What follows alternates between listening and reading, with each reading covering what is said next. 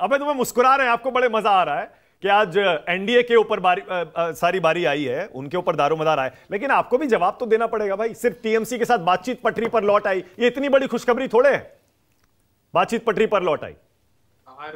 RP Singh साहब मेरे बड़े अच्छे मित्र हैं और बहुत खूबसूरत बात की उन्होंने। हाँ। इन्होंने दूल्हा घोड़ी की बात की तो एक मशहूर गाना याद आया, आज खुशी का दिन आया है मुहूर्त निकला चंगा, ये हमारे लिए है लाउने।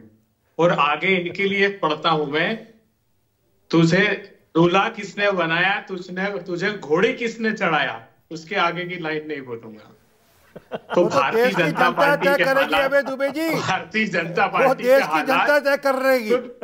अरे बाप का बड़ा आदर करता हूं, पूरी बात तो सुन। मैं तो अच्छा एक सेकंड, पता है ना आपको, एक सेकंड अबे दुबे जरा दर्शकों के लिए भी बता दो, वो गाना है ना एक फिल्म का, तुझे घोड़ी किसने चढ़ाया, सर वो उसके आगे गाली है थोड़ा, वो इसलिए अबे दुबे बोले कहना भी नहीं चाहिए, वो सज्जन आदमी है वैसे, आपके शो में कहना भी नहीं चाहिए। हाँ, नहीं कहना चाहिए वो आपके। अब देखिए जयंत साहब का नीतीश जी का बड़ा आदर करते हैं, हमने तो नहीं कहा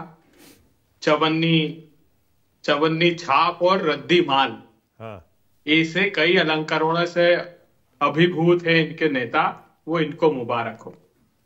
आज मैं कुछ भविष्यवाणियां भी करूंगा।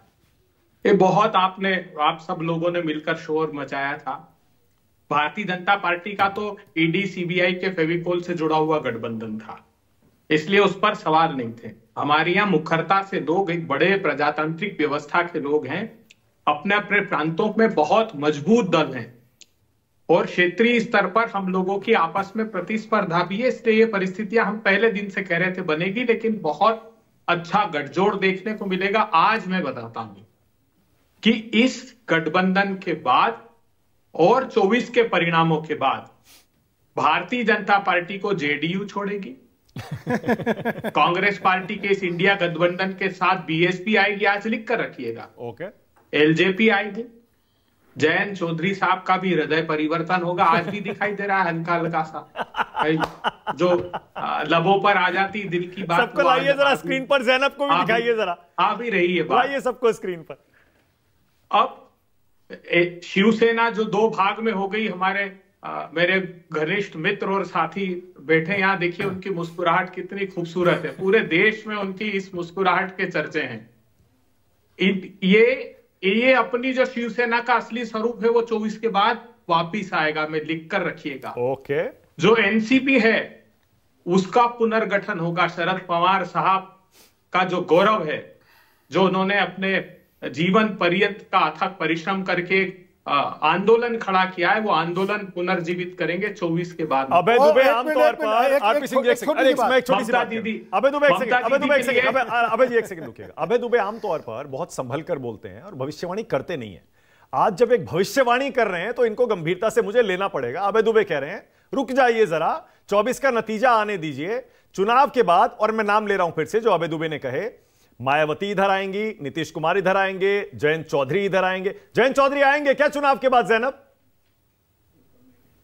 ये तो चुनाव के बाद ही पता चलेगा। हम लोग भविष्यवाणी नहीं करते, हम काम करने में यकीन रखते हैं। हाँ, इसका मतलब दरवाजे खुले। अबे जी आपकी बात सही हो गई, कोई बात नहीं है।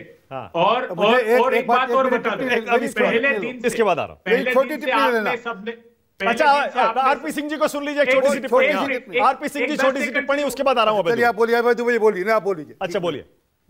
देखिए पहले दिन से आप लोग बोलते थे राहुल गांधी जी व्यक्तिगत रूप से बहुत इज्जत दीदी की करते हैं, ममता दीदी की, और कभी भी उन्होंने एक भी वक्तव्य ऐसा नहीं दिया। स्थानीय स्तर पर जरूर मैंने आपके शो में भी ये बात कही थी कि ममता दीदी को कांग्रेस पार्टी से उस समय शिकायत ये थी कि लेफ्ट के दलों से गठबंधन ना करें। हाँ। तो अधीर रंजन चौधरी जी को यह शिकायत स्वाभाविक रूप से हो सकती है वेस्ट बंगाल में। हाँ। लेकिन अब ऐसा समन्वय स्थापित हुआ है। आज जो बड़े प्रश्न देश के सामने हैं वो भारतीय जनता पार्टी अपनी संस्थाओं के माध्यम से ये दबाव बना रही आप पर भी कि वो गठबंधन ना करे। मायावती जी पर पर्याप्त दबाव बनाया, उन्होंने जेडीयू को तोड़ा ही इसलिए।